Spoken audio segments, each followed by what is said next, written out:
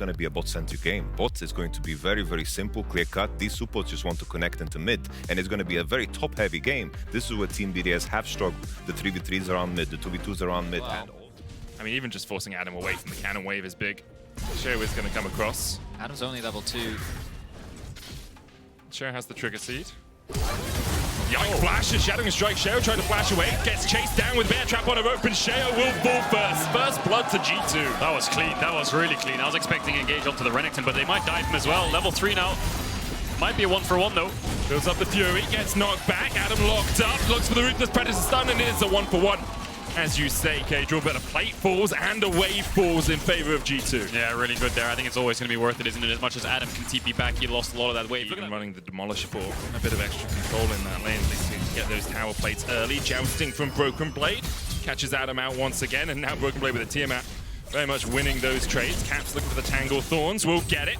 Meanwhile, in the top lane, Adam's going to have to try and survive this. Cold and Meek pulled back with a trap on a rope. Broken Blade dismounts, and there's the kill. And Broken Blade will survive with the triumph. Another solo kill. We saw it in game 1. We're seeing it in game 2. Summoner spells out from Hans Summit. Means that this should be a nice window for BDS to look for a base. They want to try and make sure this wave gets underneath the tower. Crownie so deep. True Shot Barrage has to be flashed away from, but now Yike with flash and shadowing strike will get the stun. Mickey looking for a little bit more. Crownie down to 200 HP. Yike unable to get in range, and Labrov doing a good job of body blocking here, but Caps is on his way. And I don't think Labrov and Crownie are going to survive for too much longer. Caps misses everything. He missed everything under the sun. But still, Crownie. The next Q though, here it comes. He hits that one. That's enough to get the kill.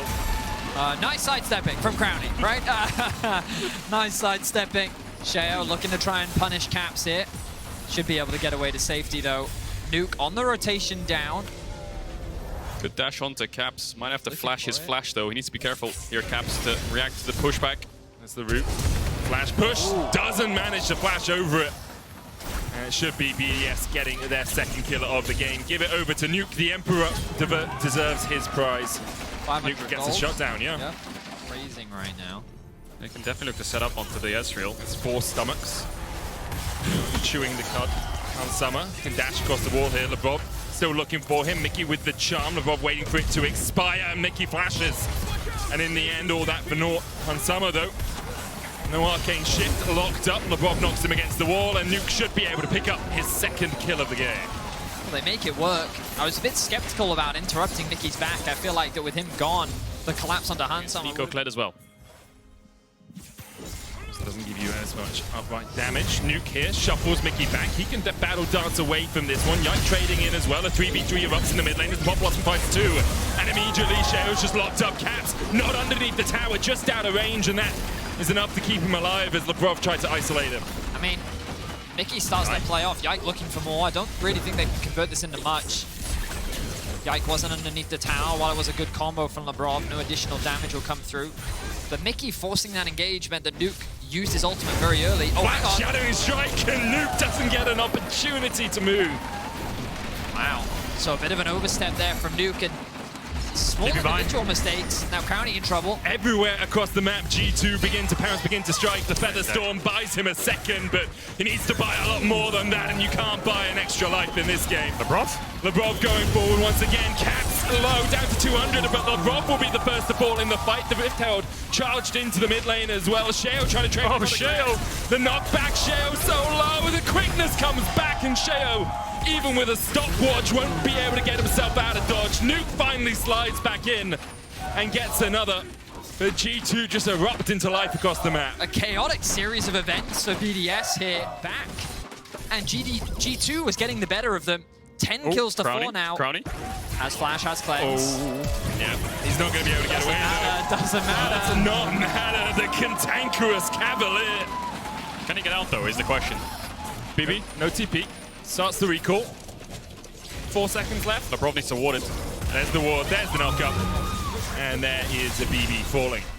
Give it over to Nuke again. Yeah, another shutdown over. So I think BDS don't mind that at all. Crownie kind of forced to concede as Mickey and Yike look for rogues. Going in.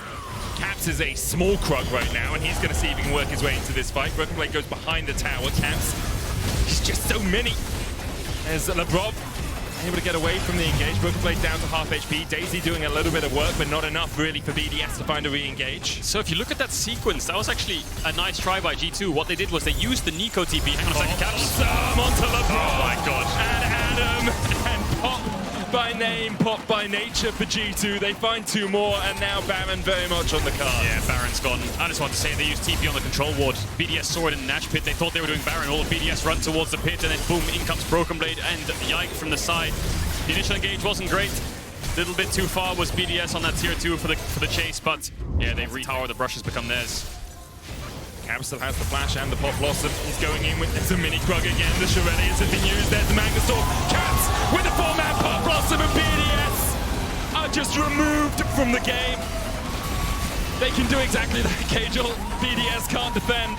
Adam tries to catch mid-wave, but it's not going to be enough. That was disgusting. All 4 members just thrown up and then slammed back down into the ground. It was a one-shot. G2 in 23 minutes will take game 3. Caps 10-1 on Neeko. Yep. That's permaban for the next game, I can tell you that. What a performance from him. He's had some great Neeko performances throughout the entire split, throughout the entire year. A couple of happy little accidents here and there, but yeah, this game, perfect. I think he's worked it out, right? Don't be a control wall.